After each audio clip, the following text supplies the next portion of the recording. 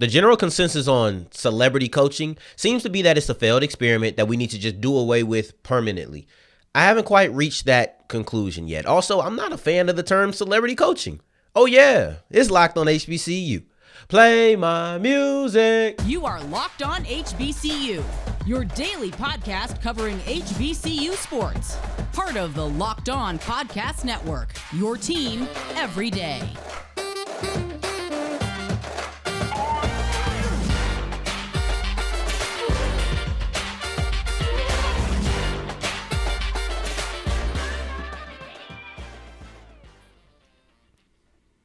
What's going on, family? Welcome back to another episode of the Locked on HBCU podcast, your number one daily one-stop shop for everything HBCU athletics, Monday through Friday, part of the Locked On Podcast Network, your team every day. And now, of course, I'm Darian Gray, a.k.a. the Mouth of the South, Texas Southern alum and former TSU Herald Sports editor. Thank you for going on the journey with me, making Locked on HBCU your first listen of the day every day. And remember, just because the mic cuts off does not mean that the journey is over. It just means it's time to follow me on Twitter at South Exclusives, which you can see right here at the bottom of the screen on this yellow graphic. But if you're on the audio side of things, do not forget the S on the end. And today's episode is brought to you by FanDuel Sportsbook, the official sportsbook of Locked On. Make every moment more. Visit FanDuel.com/LockedOn today to get started. That is our newest partner here at the network, and we'll be talking about them a little bit later in the episode. But we're going to start off with, I'm not really ready to abandon the idea of celebrity coaching. I'm going to explain why I don't like that term in the second segment. When you reference celebrity coaching, everybody seems to have this huge consensus. Everybody says, you know what? It's failed experiment. We're done with it. No more. I don't think I'm ready to jump off and say that yet. And in no way is this saying that people should prioritize celebrity hirings. No way am I saying that people should skip over those who have worked up the ladder. I'm just saying that I think both options should still be on the table for everyone. That's how I look at it. So there's two reasons I say this. One, I think this just needs a deeper evaluation of the person you're actually bringing in. And then two, there's just not a big sample size. We're talking about 3 coaches, to be honest. So I'll start off with the evaluation. Every coach has to be evaluated on whether or not they are a fit for the culture. And sometimes I think the problem is you're not actually evaluating the fit, you're evaluating the name. And that's when things go wrong. If you're bringing in a coach just for their name power, yeah, discard that. You should have never really done that. But I understand you get enamored with the big name. You want to make a splash, especially after Jackson State made a splash and it's like, oh, okay, this is going to work. You want to make a splash similar. I would understand that way of thinking. However, I do believe that if anything that you're going to talk about the Ed Reed and the coaching situation and related to how we should be done with it, I do think it should be a retirement of how we evaluate those coaches. Not evaluating the coaches in general or retiring the coaches in general, but just retiring how we evaluate them. See, they might have just said, oh, Ed Reed, Grady safety, bring him in. But you got to see, what about Ed Reed meshes with Bethune Cookman? What about Ed Reed says that, and I'm not going to harp on that. That's not the point of this conversation. The point is just celebrity coaching in general. We just happen to see one crash and burn very quickly. Ed Reed clearly did not fit with what Bethune Cookman was trying to do. I can tell that through the conversations that he says he had with them. They just were not aligned on vision. And that's how we see the manifestation of everything else that happened. You got to make sure you're a fit. You evaluate actual coaches who come through the ranks and work themselves up. So why would you not evaluate somebody who hasn't had any coaching experience? Don't get enamored with the name. So I understand that. Then the second thing is sample size. Everybody's ready to be like, we're done. We've seen 3 coaches. Eddie George, Ed Reed, Deion Sanders. That's it. 3 coaches of differing levels of success, but that's it. And to me, Reed, George, and Sanders are like the same story, different ending, same genre, different movie. Like they're very similar, yet how they turn out is extremely different. And I'll relate them to TV shows because I think this is the best analogy. You have a TV show that didn't make it past the pilot. That's Ed Reed. Didn't even get hired, technically. Couldn't get past the pilot. Show 1 episode, people didn't really want it. Now we're moving on. You look at Deion Sanders. That's a great show. Ended extremely early. Like, man, why they cancel that show? Well, I felt like the Jackson State tenure could have went on a little bit longer. If you look at Eddie George, out there at Tennessee State. That's the show that maybe didn't get as much critical acclaim, didn't get as much attention, but it's still going on, still rolling quietly, but it's still chugging, still going, still getting renewed season after season. These are 3 TV shows. Just the outcomes are so different, but because they're so different, I don't know how everybody has a consensus on it. I don't know if, listen, this is my thing. One of the bigger gripes that I hear,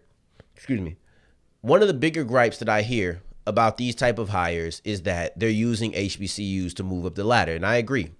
I get it. Maybe I look at it with it's just business mindset. And sometimes they might come in and make it more than business. And I would understand why that would irritate you. But I pose another question. What about the coach who worked up the ranks, but has aspirations of being on the FBS level? Of course, it's going to take him a little bit longer to get noticed because his name doesn't hold the same weight that these celebrity hires hold when they come in. But the inspiration or the aspirations, they're the same. Why do we look at those two people differently?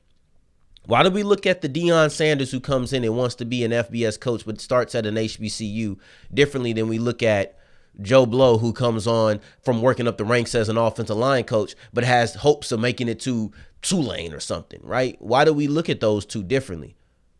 Is it because the guy who has to work up the ranks is going to be here longer?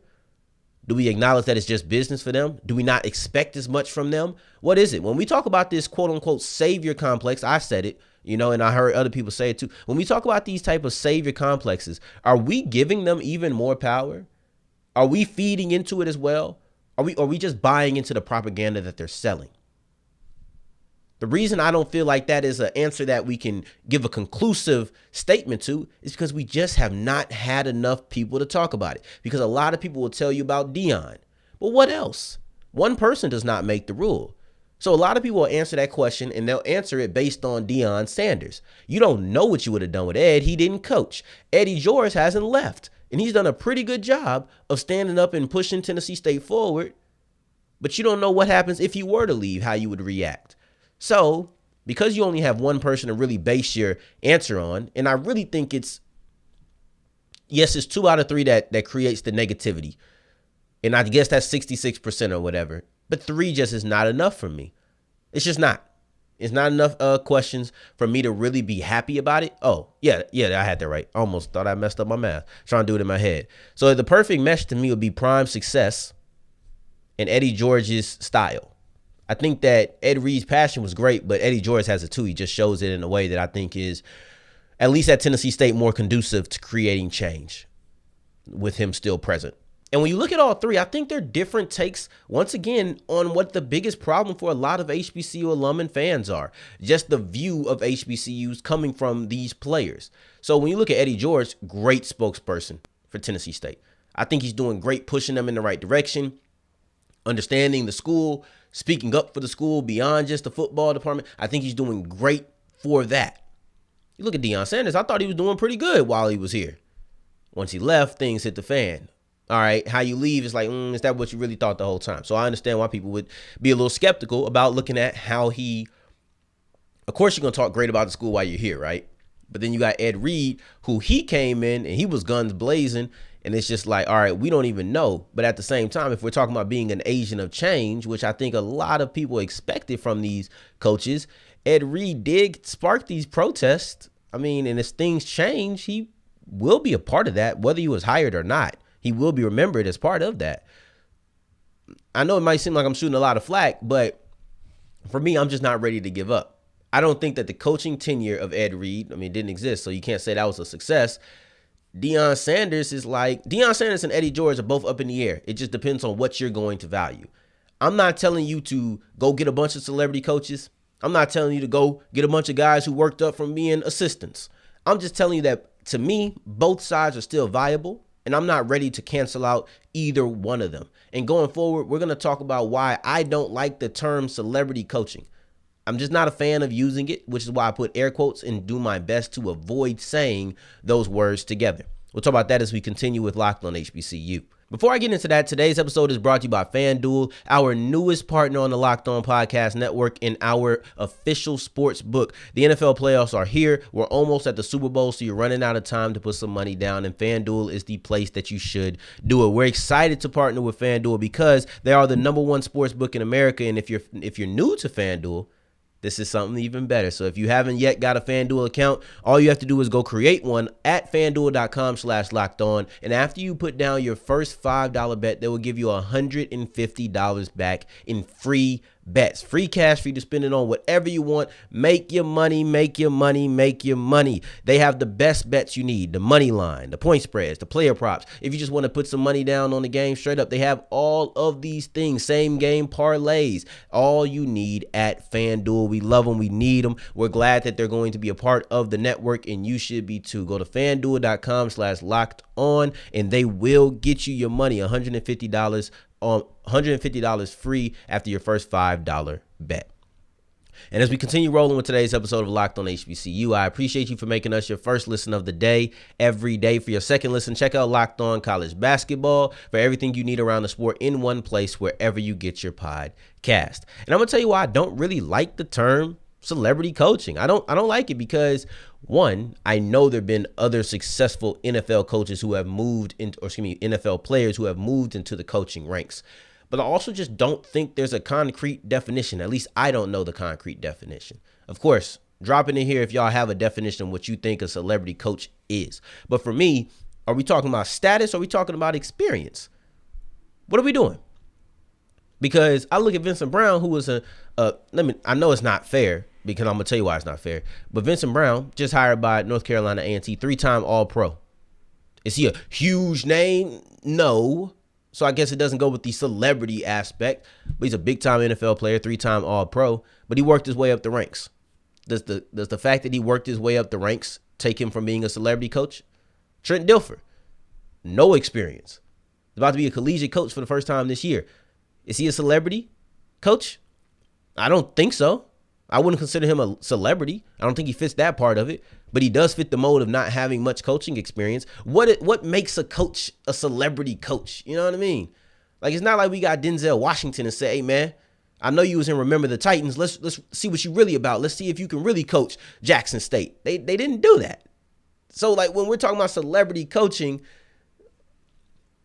that's the thing for me. That's the thing for me that I just don't quite understand, and that's the term. You know, is it status? Is it coaching experience? Is it a mix of both? Is it something you just feel that you can't put a quite so title on it? You know, I get why you call Deion and Ed and Eddie. This is so weird, huh? But Deion, I get why you say Deion, Ed Reed, and Eddie George are celebrity coaches. I get it. I don't like it. I'm going to tell you why. But it's just, I don't know. Who else falls in that category? Because I feel like we're not calling Trent Dilfer a celebrity coach because he's not a big name. But he also had the same circumstances as those same three gentlemen. So let's get some consistency. That's all I'm saying. That's all I am saying. But another reason I'm not a fan of it is because I think it places these coaches on a pedestal. I think it says, oh, you're this. Like, let me think. I think it puts their name above their status or above their position. When you say celebrity coaching, like he's Coach Prime, he almost prime coach. It like to put it in more literal sense. He's prime before he's a coach. No, he's a coach. Now, it's one thing. It's one entity. I don't like it. I think it puts him on a pedestal and it makes it seem like, oh, like when a new coach comes in, we are going to be excited about their hiring. We just are. And if their biggest background is being a former player in that sport, we're going to highlight that. That makes sense. But at the same time, I don't think that we should put them on this pedestal and make them seem, it's kind of like what I said earlier about feeding into that savior complex where, oh, this is Deion Sanders coming to Jackson State. Oh, this is Ed Reed coming to Bethune Cookman. Oh, no, I don't know. I'm not really a fan of that. And that's why I don't like the celebrity coaching. We can praise them. We can be happy that they're here and we can hope they do a good job. But calling them celebrity coaching kind of just, I don't know, just puts them on more of a pedestal. You're just a coach to me now. I never once considered Deion Sanders a celebrity coach. Ed Reed, one of my favorite players ever, never once considered him a celebrity coach. It's just not terminology that I would use. It's not a terminology that I would come up with. And when I did see it, I just didn't really like it. But here's my thing. I also think that it contributes. The term to me, calling these celebrity coaches, also contributes to the idea that they're doing charity for HBCUs. That's what it looks like to other people, or when other people vocalize it to me. Oh, they did y'all a favor. No, we did them a favor. They brought publicity to you. We gave them a job when a lot of people probably wouldn't have. Probably nobody. No coaching experience and you got a job. It's not very many schools that are going to give you that. HBCUs gave these people leadership positions with entry-level resumes. And we want to talk about favors and charity. HBCUs can find good coaches. Good coaches don't just come when it's talking about NFL greats. Publicity comes when you have a lot of success. You can generate success and good coaching without going the route that HBCUs went. I don't know if these coaches, if these players can become head coaches without any other experience at many other places. Who's really doing the handouts? If I gave you a job at Texas Southern and you never coached before, I'd be doing you a favor. I'd be giving you a handout. But because these are high profile players who give you publicity, it's a mutually beneficial relationship. That's what this is. But I think when you call them celebrity coaches, you place them on a pedestal, and that pedestal puts them kind of above the school and above the profession. Even at Colorado, I think that Deion is above the profession. Honestly, and maybe even above the school. But it's okay because he's a great recruiter. Great recruiter. So that's him being above all of that is what feeds into the recruiting. But I'm just not a fan of it.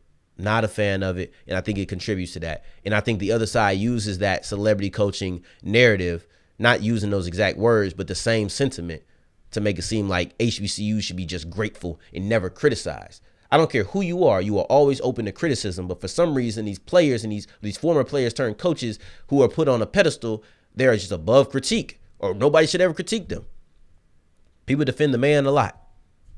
We've seen that with Sanders. We've seen that with Reed. I'll leave it there. And I know that there's a lack of understanding at some places, but you can gain that. That's why people are upset. It's a lack of understanding. You can gain understanding. So I just want to leave that there. And going forward, we're going to talk about what's next for Ed Reed. And we're going to be done with the celebrity coaching for the day. We're going to talk about where does he go from here, because it's likely not Bethune-Cookman, as we continue with Locked on HBCU. And as wrapping up today's episode of Locked on HBCU, I appreciate everybody for making it to segment 3. What's next for Ed Reed? What should be next is a year off. He talked about how he was drained. You could tell. I'm shocked at how emotionally invested Ed Reed is into this situation. I mean, I guess you put 3 weeks in, put your own money into it. You start to form a bond. You have your nephew at the school. I guess it makes sense how you can be very connected. But at the same time, man, this guy is going through it. You can tell. It's obvious. He's going through it. And, people try to say mentally unstable and whatnot. I'll say it yesterday. I'll say it again. If that was a regular person, you wouldn't be calling him mentally unstable. You would just say he was going through it. Like, let's not play that card because he's a former NFL player. All right. That's my personal opinion on it. I don't see a person who's mentally unstable. I see a person who is emotional. And I'm going to leave it there. I was going to go on a tangent, but I'm going to leave it there. Where does he go from here? I still think I see head coaching in his future. The reasons I thought he'd be a head coach are still present. I didn't see him fail at being a head coach. So I still kind of see that in his future, but not in an HBCU. That ship is sailed. Especially when you said HBCUs are failing because of broken mentalities, there's going to be people who just don't want to touch you because of that. Even though you were really referencing Bethune-Cookman and maybe even Jackson State, because maybe you had conversations with Prime and that's how he felt. I don't know. But you're talking about Bethune-Cookman in all honesty. But you generalized it to everybody. A lot of people just ain't going to touch you after that. I was shocked to hear him go on Roland Martin and say that Jackson State offered him the job and Deion called him personally. I was shocked both to hear him say it out loud and to also know that happened. Because when Deion announced his departure, he also said that I'm recommending TC. It makes me question the timeline. Makes me question the timeline. When did Deion know he was going to leave? When did he announce it? And also, did he talk to Ed in between that? Or did he say TC and then go talk to Ed? I ain't trying to start nothing. Ed did that. I ain't trying to start nothing. But these are questions that came to my mind when he said what he said. I ain't finna go record this and put it out there and have everybody else answer it. No. Answer it as you will. I don't care. It's not meant to be answered. It's a really rhetorical question. But you can answer it if you want to. It just made it feel a little less special, his recommendation of TC. It's like, man, you called Ed? Whether you call Ed first or called Ed after? I don't know. It's just like, kind of bummed out to hear that. And I know he turned down Grambling last year. That was almost common knowledge. So, and now it's Bethune Cookman having with him. That's 3 schools in the SWAC. That's 3 schools in the SWAC. So now what happens? Where do we go from here? I don't know. So for Ed, cause I don't know where he goes in the SWAC, but as far as him, I think he's going to have to just suck it up and go the traditional route. There's not going to be many other schools who are going to give him this handout that I just referenced in the last segment. You're going to have to go the traditional route. And I know he wants to be a defensive coordinator. And I don't know if he gets that. I don't. He probably has to stay on the FCS level to be a defensive coordinator. Otherwise, he's going to be a defensive backs coach. And he's going to have to go the route of being a DB coach, being a defensive coordinator, then being a head coach. Even though he wanted to be either a DC or a head coach, you might not get that now. There's just not many places who are going to elevate you that high without seeing some sort of track record. And just being on the Miami staff in a non-coaching position is not enough of a track record for me to say, oh, yeah, you can be my defensive coordinator. Who knows? Maybe Trent Dilfer needs a defensive coordinator and he thinks Ed Reed would be the right guy. No.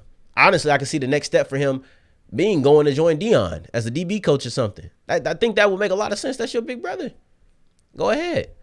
I think that just makes a lot of sense if Ed Reed were to go to Colorado, but I do think that he needs to take a year off. He is just so emotionally invested in this. You can tell that he's emotionally drained. He's going through it. And it's like, I hope he learns something from this, that you can't come in like a missile at all times.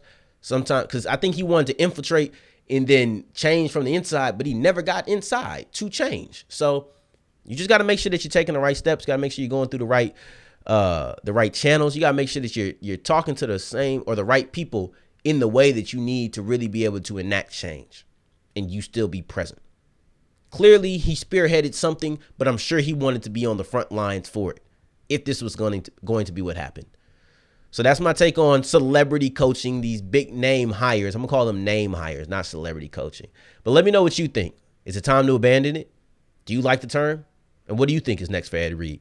Let me know in the comments below or on Twitter at South Exclusives. I appreciate you for making us your first listen of the day every day. For your second listen, check out Locked On College Basketball for everything you need around the sport in one place wherever you listen to your podcast, including where you're listening to me right now. On tomorrow, we're finally going to be talking about some actual sports, so I'm excited for that. Let's get it. Let's go. No more of the big name and none more of the pettiness and all of this, man. I do think this is a great story and something to watch going forward, but I'm also excited to talk about basketball again because there were some really good games over the weekend that we need to cover and on Monday. So we'll do that as we continue with Locked On HBCU, but in the meantime, in between time, if you're looking for me, you can find me on Twitter at South Exclusives. Until the next time that we hear each other, family, take care, stay blessed. Peace.